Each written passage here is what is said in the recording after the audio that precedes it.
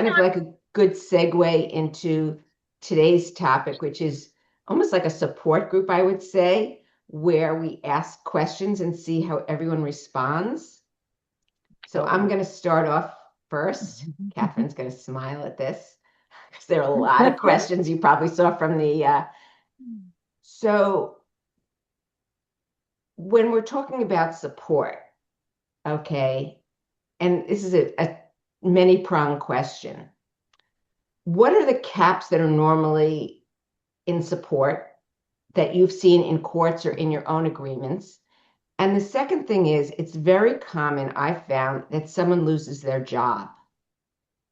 So how long does the moneyed spouse have to step up before changes are made? Catherine, you're muted. We need your voice. Well, because it's our case. So I wanted to hear someone else's opinion, not you and I. We always talk about this. Is Teresa, is she still here? Yes, she's here. She's just in the car. Oh, okay. So maybe we have financial, we have mental, we have all kinds of different people Yeah, and here. Georgia, we need you to weigh in too with all your experience. Yeah, before I say anything, because it's our case. So I'm happy to talk later on, but let's hear from other people. Georgia, did you hear the question? Yes. And in terms of being unemployed, it depends on what the other assets are, and whether there is a severance package. How well off is the person who is unemployed? If there's a severance package, he or she can use that. But that otherwise, somebody made a really interesting Pendente Lite motion asking for 6 months of support, which I thought was a terrific idea. So he had just lost his job, and he asked for only 6 months of support, and that was different to me. So that was good. You mean the person who lost his job? The person who lost his job was asking for support? Yes, but for a short term. That's really interesting. Yeah, that's similar to our case. That's what we're facing is the person unemployed. How much time does she need money to keep coming into her while she at maybe a higher level, or even though she's unemployed now, she was making a lot of. So. You could also do a deferral that there will be money paid, but it will be recouped from some source. That's right. That's good, because the thing is that there was a grid that was proposed with how you're sharing add-on expenses, and if someone's not making any money or the severance runs out, basically the moneyed spouse is then going to be paying 100%, which is, for how long does that continue? Which could be an advance against equitable distribution if you haven't done equitable distribution yet, and it can come off another source. Right, that's a good. I don't know how to say this, but the kids could miss a semester. Well, they're little children. These are little children. They could definitely miss a semester then. And there's a lot of them. There's 4 children. Oh, right. Oh, wow. And also, too, when you're thinking like George's idea about the money could come from another source, of course, maybe in a CPA, you also want to look at what the tax ramifications are that and how you really value the other source for the offset. So just to make sure that's really fair because of the tax. Who's going to be paying the taxes on whatever the other source is? So you'd have to tax impact any gains or things like that. Exactly. But there's also the possibility that it will go on for years. Yes. Or that there will never be another but just job depending on level. What the offset is, because the income's going to be, the severance is going to be taxed. And then if the offset is something that's not taxed, then you just got to make sure the values are looked at. But Georgia, to your question, how long does it last? How long do you allow or suggest that then the style of living has to change? Me as a financial planner, if, someone lost their job and they're stay at home, so you do your own cleaning maybe, you know what I mean? What? You don't go on those Wait a elaborate minute. vacations. Take that back. What? Take that back. That's not realistic. What's not realistic? Lines in the Doing your own sand. cleaning. No, I'm just giving examples of where, cutting back, not going on lavish vacations that are in the budget, not, Not going out to dinner. going Right. out to dinners, exactly.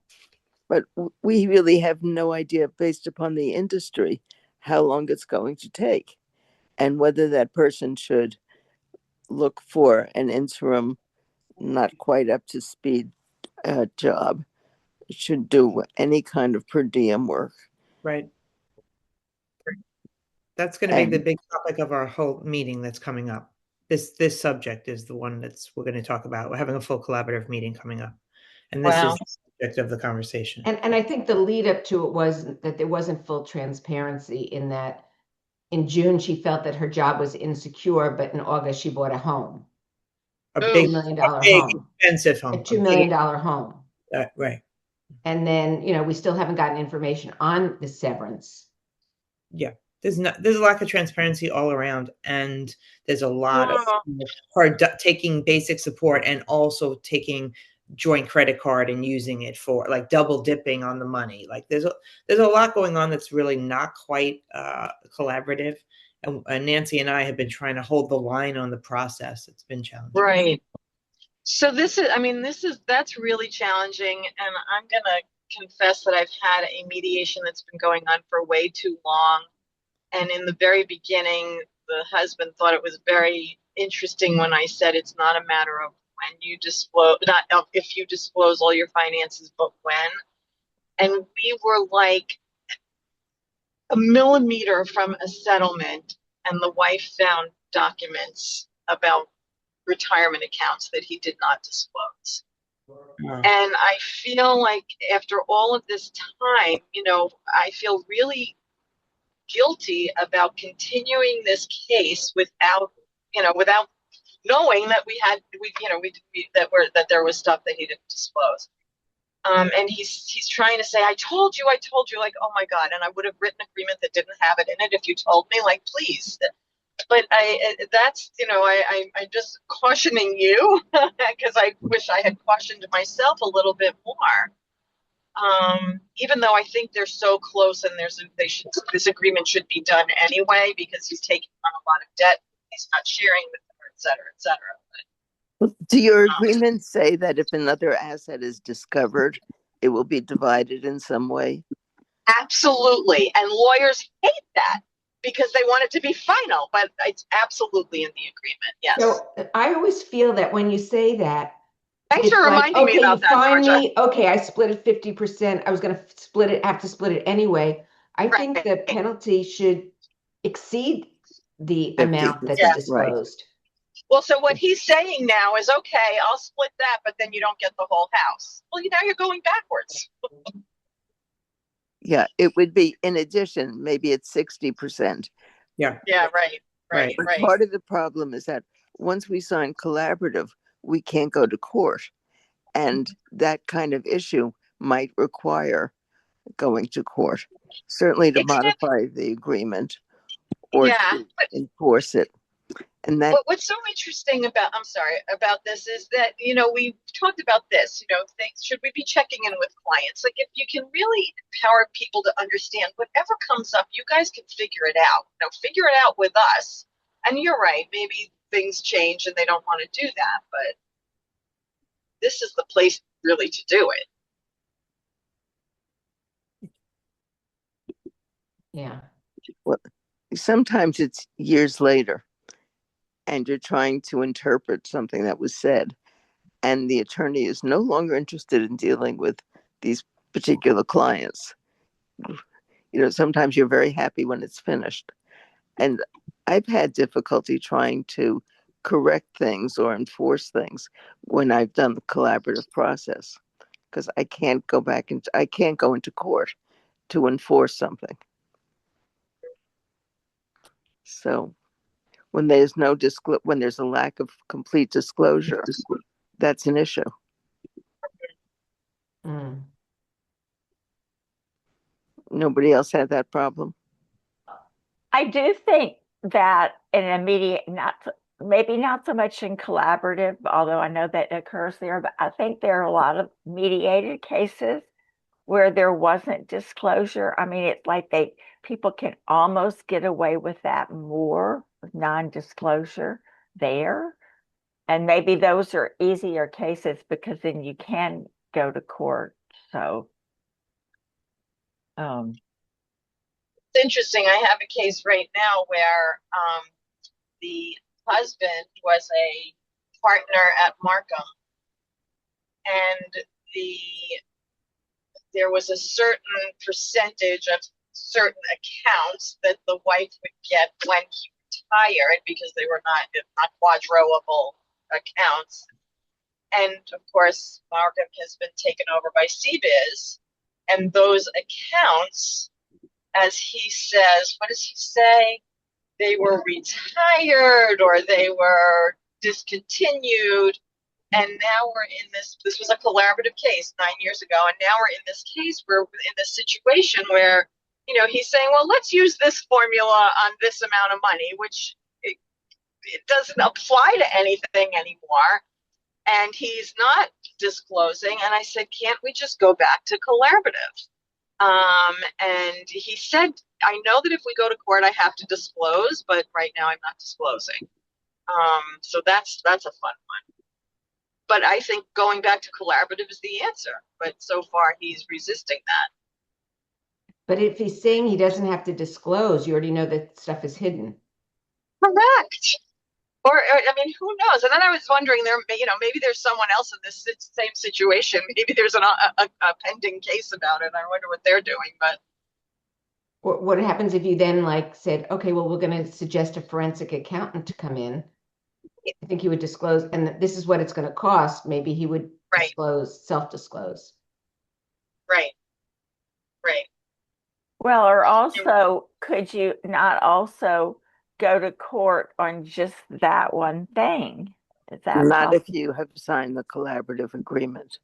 Yeah, you can't do that. They just get different lawyers. So long afterwards that it's like a new case kind of thing. Does that not work? You can't just make that piece a brand new case that you take to court. Right. No, I mean, she'll hire a litigator if he does, is what's going to happen. Right. And maybe we need more disclosure at the beginning because we can't subpoena things. We don't have those resources. So we can't get the bank records other than asking our client for them. Right. So what do you do when there's complex financial arrangements and somebody omits it, even by mistake? How do we handle correcting the discovery or completing the discovery? I have one now where somebody left out, I think not intentionally, left out an asset. And we negotiated and were able to divide the asset. But it took some work to get the person back to the table and looking into the agreement to see what happens if it was not disclosed. But Right. But people don't disclose everything. That's true. So we go through a collaborative process and we don't know about the retirement accounts and we finish, and then what? So going to that question on retirement accounts is something else I put it in the thing is, with the inherited IRAs, you have to deplete it within 10 years.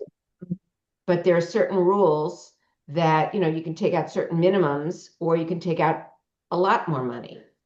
And when you're looking at divorce and you're looking at someone's income, do you say, well, we're going to impute what should have been taken out over an equal 10-year period? Or do you say you look at the last year's tax return and they only took out the very bare minimum?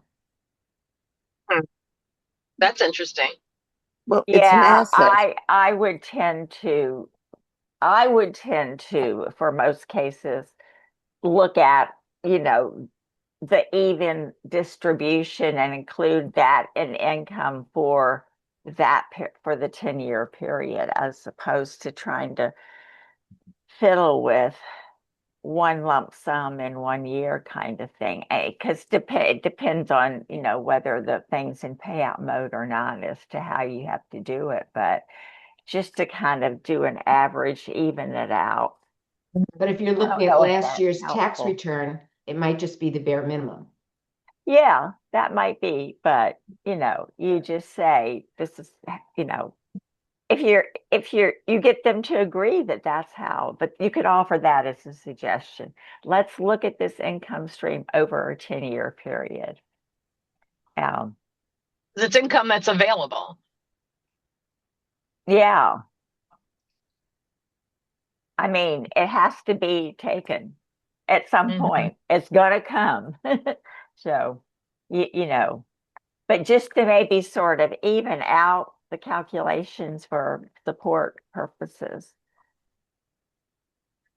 Because I like, would let's look at say it's it. a 10-year or an 8-year support that is needed for, say, spousal support, for example, then, you know, just use that average amount every 10 for the year based on the 10 years. And then you can make a calculation for and it could be just child support that's only lasting for 6 or 8 years. So that's why I think that the evening it out can help with many problems if it's income for some support purposes. I would treat it as an asset.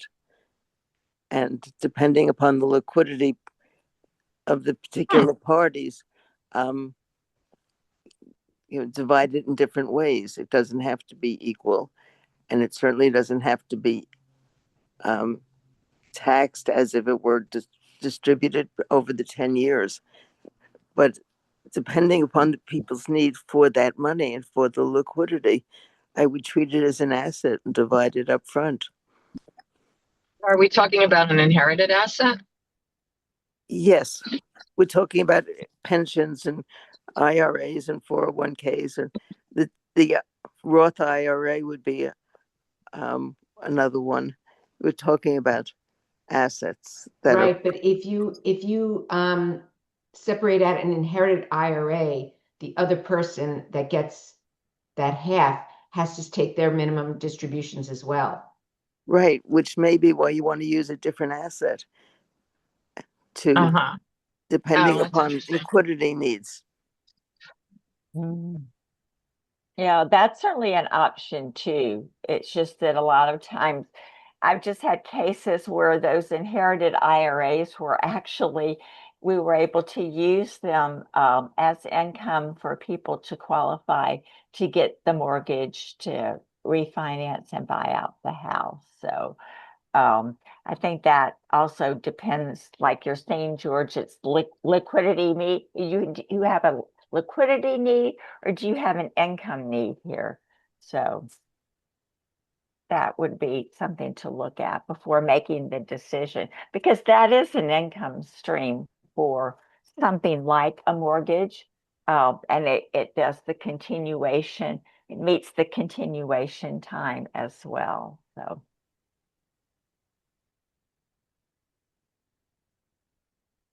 Anyone have any questions that they want to talk about, cases, other things?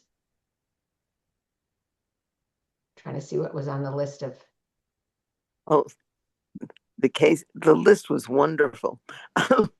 Thanks. Everything you don't know about divorce. Oh, what was there cap a do you list use? that did y'all send a handout that I didn't see it? No, it was just a list of questions to be discussed. That Like, that was what in the cap do we chat or use? something? What cap do No, we it use for was in child the support and It was maintenance? like let's talk about all the questions everyone has, and I just listed some questions Oh, with hopefully people would write for other questions. So I just looked at it. So here's another question. So you have two spouses. with full-time childcare. One loses their job, and you're talking about childcare 7 days a week, 24/7, and substantial. How do you view the childcare arrangement when it's basically enable yourself to go to work? Yes, you may be looking for a job, and it's hard to get new childcare. So how do you handle that allocation? Wait, did you say childcare 24 set like 7 days? Yeah, 4 They have, children, they have nanny. 24/7. They have nanny live-in. They have an au pair live. Oh, an au pair. I was like, Yeah. what sort They of have no, childcare arrangement is no. this? They have au pair and nanny. They have the 4 Mm. children. So- Both moms were working full time, but one mom now lost her job, so she ostensibly could certainly take over some of that. And then I think that's got to be added to the agenda for tomorrow, honestly, because it's not on there. But it's a high cost. It's a high cost. This is there. the same. This is the Same 4. family. It's the same family. However, Yeah. you have people involved. What does human the? Can I human ask what beings who are the? part of the family, and you can't just fire them and Yes. say Right. Right. you have a half-time job for 6 months. Right. It Yeah. can't be done. So you need sanity, and you need to see whether it can be afforded to continue, not only for your children, but also for the childcare worker who's living with you. Are these parents living together? No, still? they just no, not anymore. And how old are the children? I don't know. Ranging from. They're like say maybe 3rd grade to 8th grade or some range like Right. that. A little. Yeah, they're school age. I They have a mean, lot of activities like who's at soccer, who's at baseball, who's at The add-on expenses are about 15,000 a month. yeah, they live at a high level. They're making a lot of money. does the spouse So lost the the job? add-ons are the education, medical, and is Child that what- care. Yeah. Child extra care. or And is it the medical and the child care are the add-ons? Extracurricular. So those are the add-ons, okay. Hmm. Not the extra, okay. And the extracurricular, all of it. It's a The lot of extracurriculars are Oh, not so add-ons. it's both add-on and the extracurricular and the Extracurricular and the education. add-on. Extracurricular is add-on. It's an add-on. It is an Right. add-on. Well, Okay.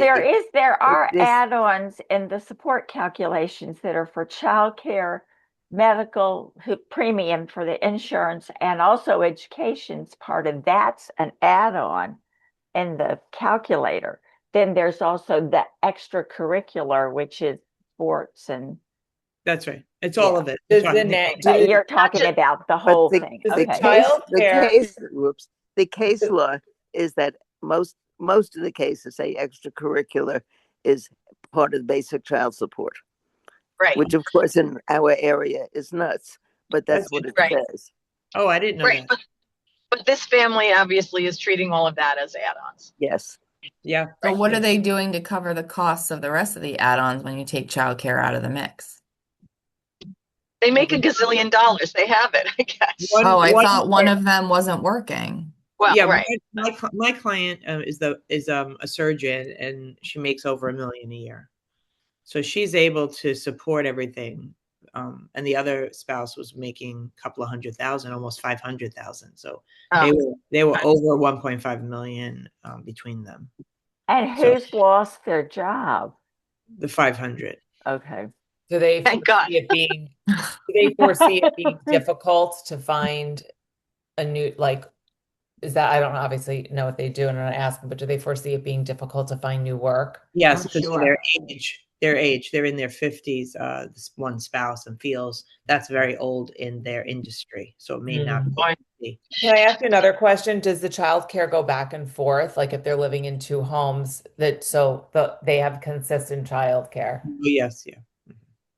I mean, I would look, I like the consistency for kids, and I don't think anybody should be dropping anything like immediately. Obviously, if there's money, I would ask the parents to like sacrifice their own stuff before I would say to get rid of that for the kids, because obviously if they're still actively getting divorced, right? There's 4 kids in the mix who are having like a range of different experiences, and they need that care to be steady. But I would wonder if there's a way to like be creatively thinking about like how long could the time be that somebody could be unemployed, and once it reaches a certain time, then would something happen, like is there a way to put something, because it seems like there's money, right? And the other spouse who lost the job needs to be at, even if they're old in the industry, they should be, they need to be trying to figure out what they're going to do, right? In your 50s, it's not like you're done working. So, that's a hard situation, but the kids obviously,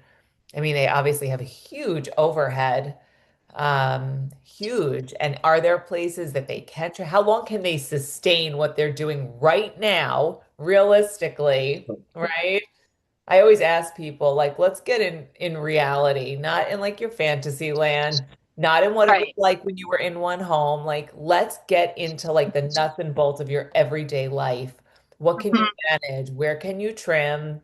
What can the parents do to help keep things consistent? And I ask people to like get away from like there's a focus, right? Because people can be holding on so tightly to stuff, right? Because even the money is emotional. But I'm like, what's it going to look like 6 months from now, a year from now? Like, you have to exist in reality, honestly, because some agreements, like, afterwards, people are like, oh my God, what was I thinking? Or like, I can't figure this out. Or like, they want to keep a home, but they actually like, what's going to happen if the boiler breaks? Or what's going to happen? Like, and they actually can't afford it.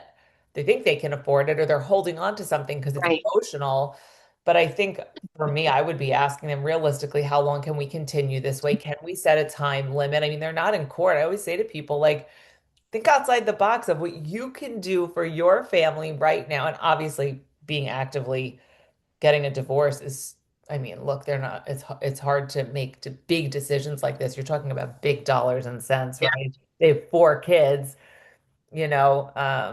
all these activities and the nannies, and it's it's a But lot again, to going juggle. back to, you put into different, in the settlement agreement, I don't write the settlement agreement, the what ifs, income changes, this and that, Right. how do percentages change? How long does that persist that someone basically is supporting two households, you Right. know? And, you know, what is the cap that's normally given to say, okay, this is the cap and this is what it is. We may have variations going up to the cap, but what's the largest cap that anyone's seen for support? You mean the cap on the in running a calculation, Nancy, or what? Yeah. So like I think our cap was like 500,000 that we did. Yeah. Yeah, I had discussed with her 450 from the beginning, and she had thought that was okay, but we haven't written it yet, so I don't know. It'll be something in Aging out, would they ever consider that it might make, would that parent ever consider not going back to the workforce? I think that parent would like to not go back to the Oh workforce. yeah. Okay. What does that leave my client? Then, Right. she'll just keep killing herself, working 80-hour weeks, and the other person can just sit home and watch TV while the full child care does everything, that Well, would you got to get rid of one nanny, I think. maybe ultimately Yeah, after. that's what I was thinking too. If that person or that person could maybe think about starting their own business or something, but that would be available at some point. I mean, like to Nora's point, you may Yeah. not want to make changes right now, but you could gradually. And to George's point about the workers that have been depending on this income, but there may Yeah. be some things there where the other person could help out, for example, with all the driving, sports activities, and that sort of thing. So, Yeah, I You mean, I may- think Nora, you made the point of like the parents could trim for themselves, and I think that has been an ongoing issue in this case. The parent does Yeah. not trim $1 off their vacation budget, $1 off the size of the mansion that they bought. I have to say, vacations are a hot button issue with a lot of people I'm working with lately. They're like, I need to go on vacation. And I'm like, me too, friend. But like, this is not, we have to this is when I say like getting in reality. Like, I'm like, this isn't real. Like, vacation budgets are not a part of like your financial like you can plan that on your own, but like your soon to be ex-spouse isn't responsible for you going on a vacation. Like divorce is not pretty. It is raw and it is upsetting and it is really difficult. But like if I'm thinking about these kids, well, they're school age, right? If you're saying they're from third to eighth grade, so they're in school all day, right? Um, that's like a so what is there's all this care. I would be looking at and being like, okay, I understand this is how it's been, but if Right. your kids are in school from 8:30 to whatever time, well, do you need all this care? Like that feels like a lot of, I mean, I'm all for help, but like that's like a lot of childcare. Like if I had, I mean, my kids are in third grade and sixth grade. I drop them at school at 8 o'clock. They're not out of school till 3:20. If I had an au pair here, I would be like, there's a random person like in my house. Like, so I'm just wondering, I understand they might be attached to this, and I'm not saying get rid of that right now, but as time goes on, the kids are going to At need the less end of the care. school term, they can make Yeah. a Or change. like, is there a way, like on a day that if they were trying to figure things out, like maybe they could stay at school a little bit longer? Are there aftercare programs or things that are a little bit, maybe they have to rearrange some of the activities. Like this is not, I don't And know. the It's so funny. I did a schedule for somebody and I printed something out and I had Sharpie markers and they were like, wait, this isn't like, and I scanned it and I sent it to them and they were asking me like what this is. I said, this is real life and this is what you're going to be doing, right? Juggling things. You know, I had the Sharpie markers showing which days the kids were places in their activities. And the parents looked at it and they were like, oh my God, this is really overwhelming because they had actually never looked at like all the activities stacked and when they had childcare and when they needed it, and we just sat down together and I had it was like it felt like a very old school activity, but like helping them to see like this is what each of your days look like. These are the hours that your kids are not home. Like there's a lot of time where like this family I was working with had care that they didn't need.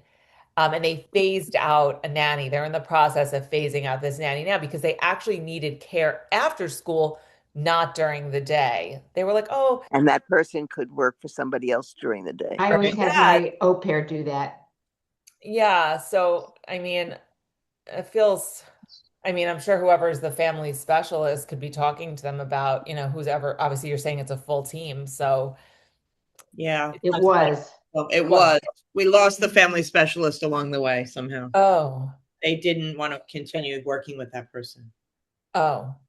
Well, Um, they need, I think maybe like they have to, I mean, I feel like it's almost like a putting pen to paper, like, and, you know, scribbling and crossing out. It's like, what does your day to day look like? Where can we make smarter decisions? Because those little numbers, people, look, I don't do the numbers work, but they add up, right? It's like you're signing your kid up for this, or like we have extra care here, or like it's another $100 here, or it's $500 here. Suddenly you're like, oh my gosh, And then that's you have travel activities, and those yeah, are suddenly expensive. it's like, oh my gosh, this is like 5,000. And also, I really believe kids are so overscheduled, and in divorce, parents want to like keep that up because it feels You don't want to change steadier. it. Right. Yeah. But kids are exhausted and they actually need more downtime than we think. We live in a world where kids are overscheduled, they're on screens too much. I have a lot of strong feelings about that kind of stuff because I think it really upsets kids' nervous systems. But maybe there's just other ways to look at it that they maybe haven't been willing to. But is there a way to get them to think about where they can cut some things or really think about what is this care doing during the day? I mean, these kids are at school all day. Are they like, I mean, how dirty? I mean, are they cleaning the house? Like, what's They are cleaning the house. They are tidying the house. I think And they that's there's a do some lot of groceries, tidy. they do errands, they grocery do shopping. errands. They buy the clothes for the children. They do the Target runs. They stock the fridge, and then they prepare some meals. Like they're working for them in Yeah. every way. Yeah. But to your point, Nora, I agree. The reality testing on the whole thing, I think, will be helpful. I think it just depends. My client is very generous and just gives in over and over, which drives Nancy crazy. From a neutrality standpoint, I think Nancy has a yeoman's job because it's very, very challenging case for her because there is no other neutral. We don't have another neutral family specialist to sit with the family like you're saying, nor you'd be like the person. I love to like bring you in and go, "Hi, we have a childcare reduction Right. specialist." Let's roll up our sleeve here. Like, because look, these kids are like, I always say to people, like, make decisions that at the end of the day, you can look yourself in the mirror and feel good about, because your kids are going to grow up one day and they're going to ask you about whatever it is that you did or didn't do. Oh yeah. Let's roll up our sleeves and get out literally, like, get out your Sharpies and some calendars and make some lists. Like, when people see my handwriting on stuff, they're always shocked. And I'm like, I'm a real person. Like, I'm a human being too, right? And I get that it's complicated and we have to make some hard decisions. Every decision in divorce is emotional. It's why people withhold net worth statements. It's why they hide things. It's why they don't reveal everything. It's a power thing. It's a place they can hold control when everything feels out of control. That's why they're withholding information. That's why they don't disclose. It's a power issue. It's a control issue, because divorce And is about it's cost. greed. It's But also Georgia- greed. Read.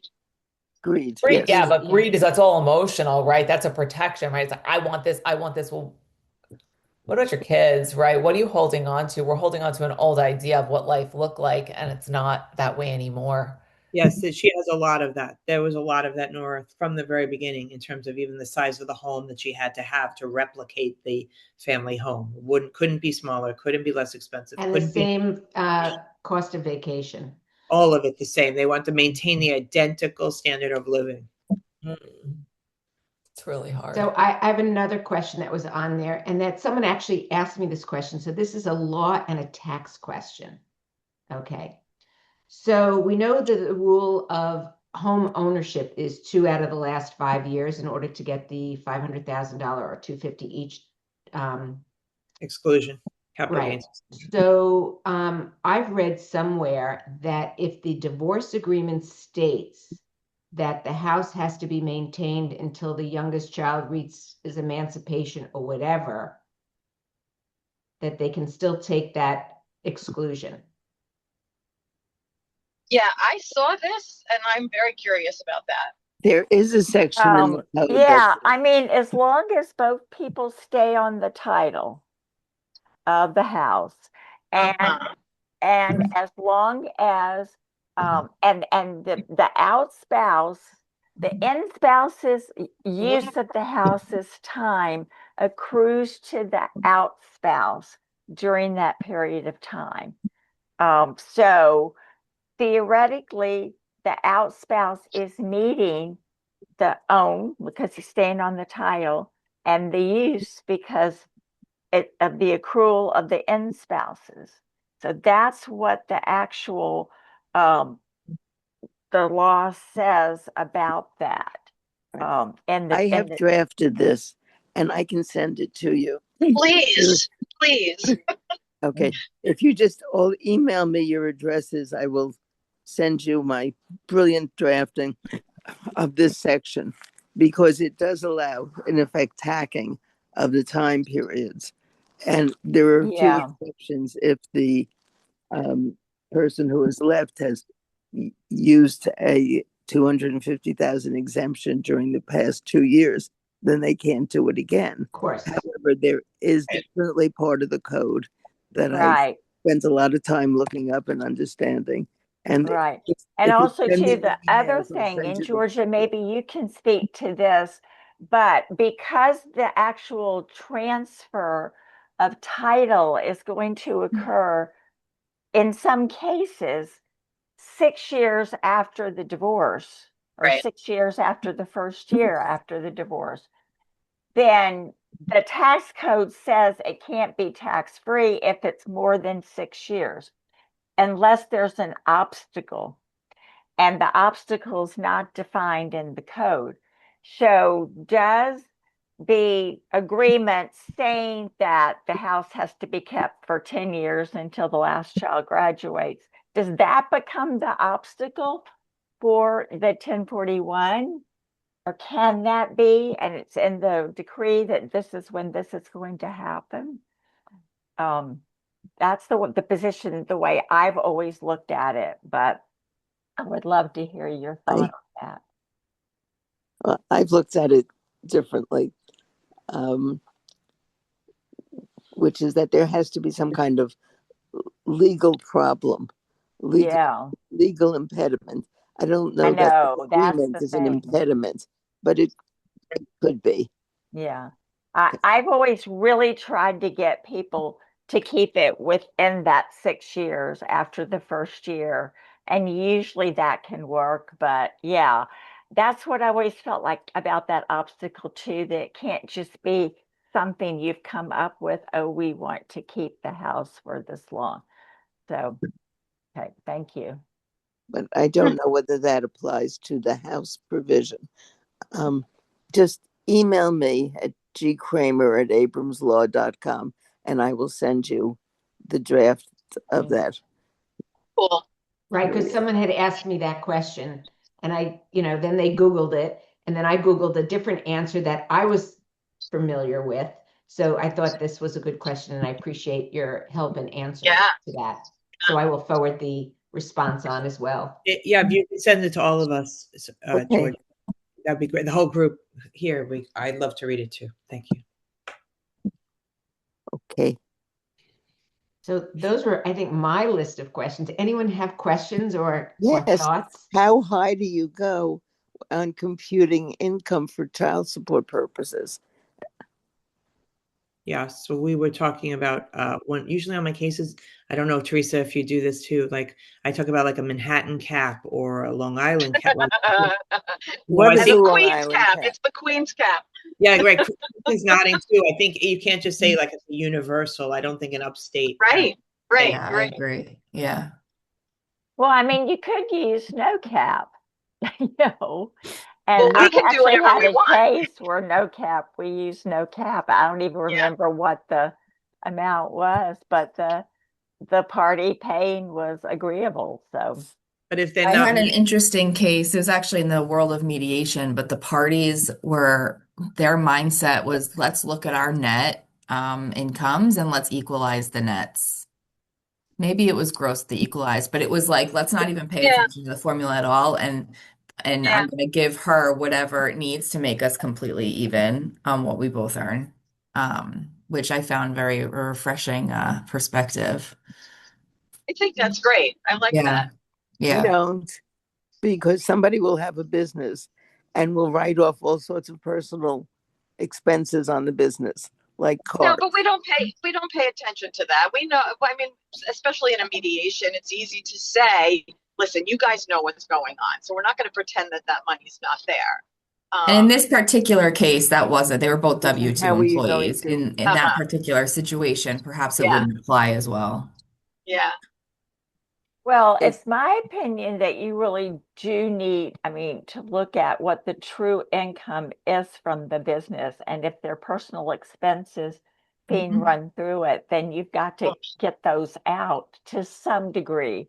And so, you can do it by looking at the general ledger of the business, the bank statements, and the tax returns all together and come up with a number that's Yeah. agreeable to, I mean, it's like a forensic accounting thing, but it's not And quite. then they remarry, and the second spouse is contributing to those expenses. I think that if we try to redefine net, we will have, I guess, I have more experience as a litigator, that we would be litigating forever. What is net? We could say you'll not depreciate cars, but dinner's out, and it's very difficult to go through a tax return and decide for rational divorce purposes what are the deductions. Well, you can look at the general ledger of the business and see what expenses are being run through it and come up with suggestions for this is a personal expense. So it's not depleting the business income. You're really trying to get to the true business income so that you have a good number, to use for the calculation. So in the mediation that I described before that's gone on for way too long, that was one thing that they both absolutely agreed on. And it would blow the mind of any accountant on the planet. The business takes in $500,000 a year, and the family spends $500,000 a year, and he shows $70,000 worth of income on his tax return, and everybody's on Medicaid, and it's the most incredible shit show. I can say. Yeah. But Well, at least they agreed about that. That's the thing. And That's the sometimes it's thing. even If it's- legitimate. Sometimes it's permissible deductions. But Right. Well, sometimes it is, Right. but it is, if it's a S corp business that's passing through, then that person's paying themselves a wage. That $70,000 is a W-2 wage, and that's what they're using for the income from the business. And that's not an accurate number. I mean, I'm Right. just telling you that. I do business tax returns, and they're paying taxes. At least they're paying taxes. They're paying taxes on other aspects of the business besides the 70,000. So you have to look at like the whole picture, and it is possible to do. And it doesn't like take all that much time. It's not like trying to trace capital gains going back 20 years or anything. I mean, it's a kind of straightforward thing. At least I have a process that I use for that sort of thing. So do you do that every year?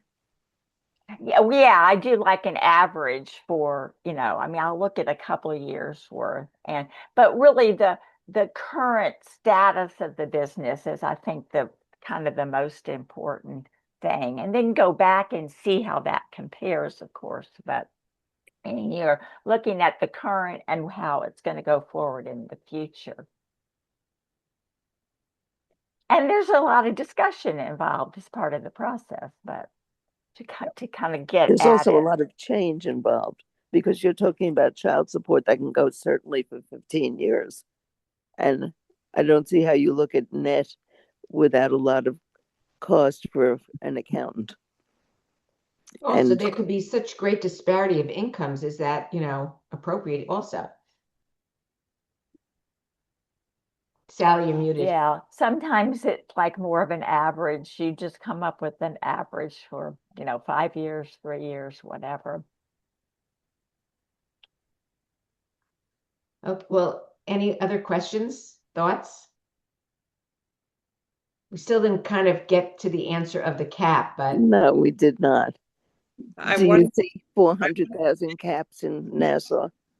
they're going to be new cap. I was just going to mention there's going to be new caps coming up in March. I just heard that yesterday. Usually we do, yeah. Yeah, so that's something else. So But- do you see more than 400,000 as a cap? In Manhattan, I do. But are we asking, what are we doing in collaborative cases about caps? yeah. Yeah, yes. And isn't that, I mean, I like to look at what the post-separation budgets are to see what the needs are. Yeah. And how, are they willing to make sure those needs are met, or do they want to cut expenses or increase income or? Right. But people are very sensitive about going into their budget. Like, for instance, you say someone's making $500,000 a year, someone's making $1 million a year, and the $1 million a year says, if I can't take a vacation, I'm not going to take a vacation, but this is what we've spent as a family. And the other person says, I don't care if my income's 100,000, I still want to have a $25,000 a year vacation. Right. Well, so, and then there are a lot of other instances similar to that. So yes, in most cases, you like to say, okay, let's solve for the budget so that they're cash flow positive.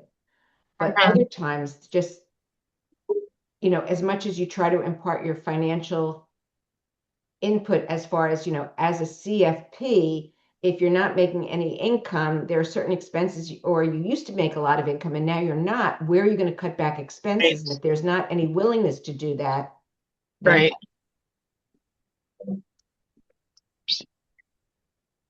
What happened? and no answers I in the just don't crowd. think there's a definitive answer.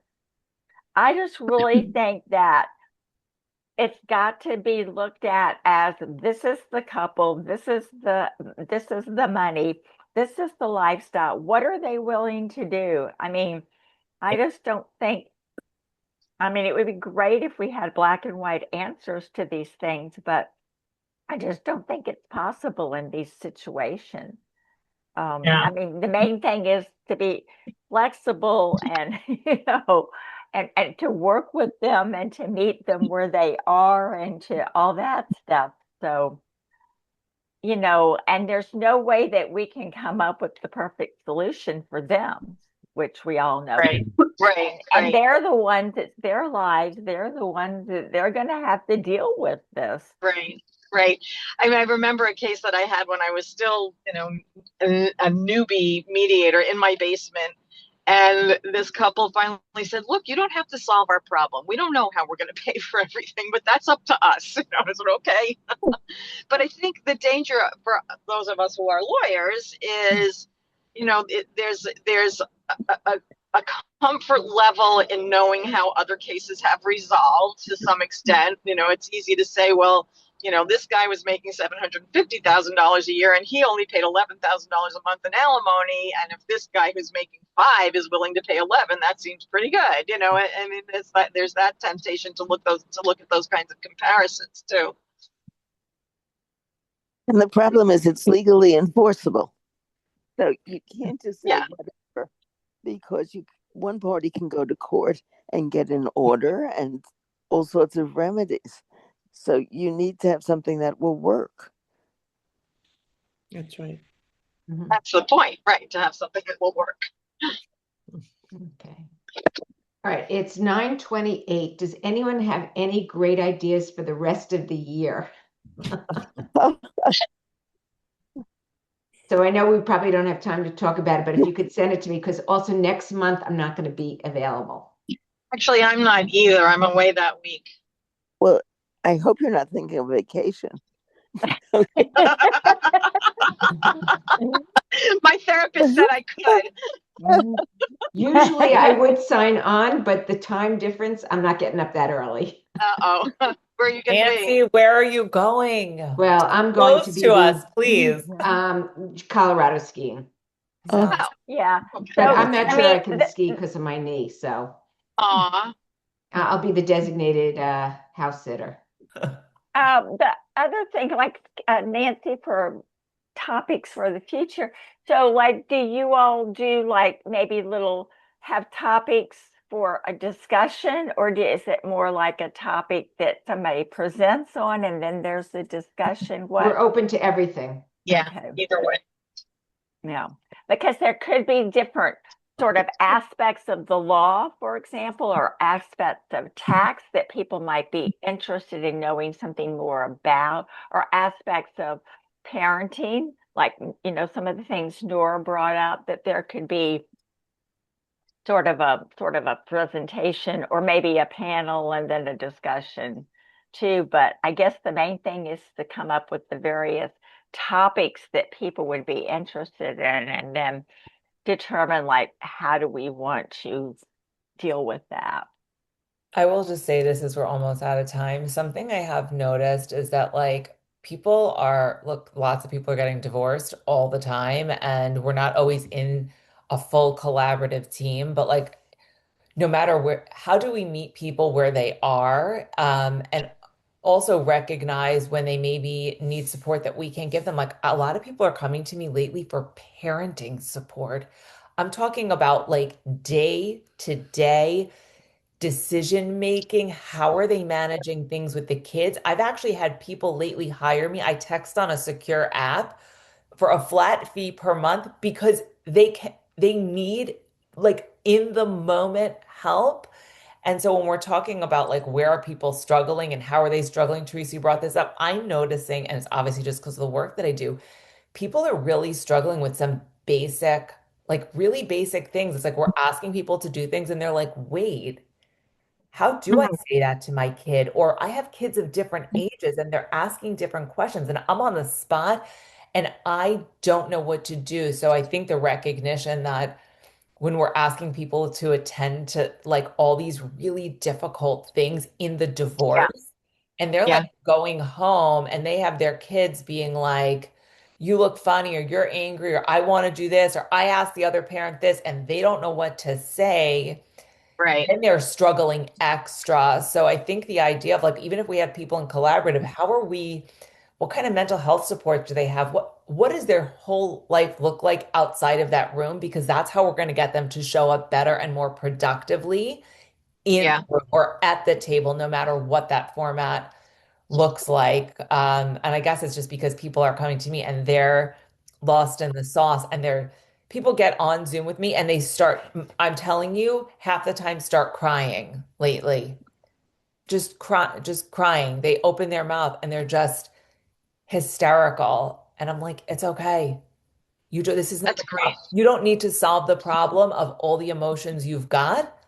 We just have to figure out how to deal with those emotions in the divorce process. So I think as we move forward in the new year, like with our organization, like really customizing and meeting people where they are, because no matter what format they're in, like it's a mess out there. It's a mess. I realize I have to take a picture. Georgia, can you get back on the screen? Maybe. I'm not sure. Okay, ready? Okay. Happy New All Year, right. everybody. Very happy to see Thank you. you, Nancy. Thank you, everyone. Thank you all for Thank you so much. participating and I so helping enjoyed out. meeting And all of you. I guess I'll see you in Really 2 months, did. and hopefully we'll figure out something for next month. Travel safe, Nancy. Have fun. Okay. Okay, Yeah, Bye-bye. bye. Bye bye.